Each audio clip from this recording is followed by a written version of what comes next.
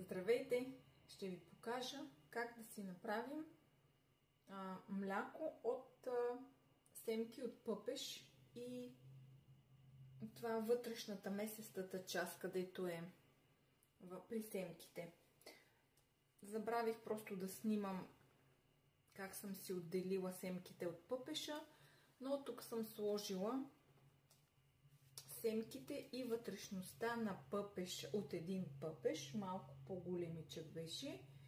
И това ми е нутрибулета. Слагам вода, но хубава питейна вода, не от чешмата, до чертичката макс. Въртвам го за няколко секунди.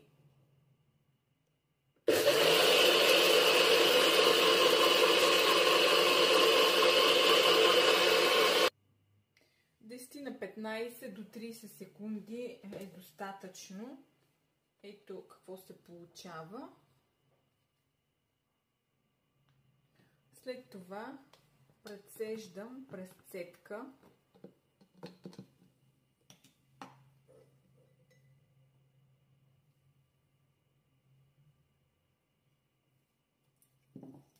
И тук разбърквам с лъжицата, за да може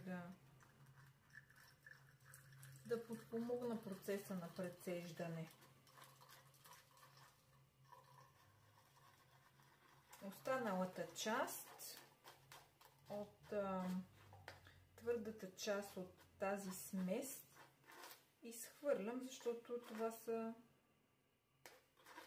пъпешови семки. Може би хубава идея е да ги ползваме в кекс, в някакъв сладкиш, мъфин. Като семена, както ползваме другите семена. Ще бъде вкусно. Но за сега аз само ще си направя мляко от пъпешови семки. Ето как се получава. Сега ще разбъркам още малко с лъжицата, нали, както казах, за да може да се прецеди. Може би и с марличка, ако искате, и да изтисквате, но аз сега съм взела цедка.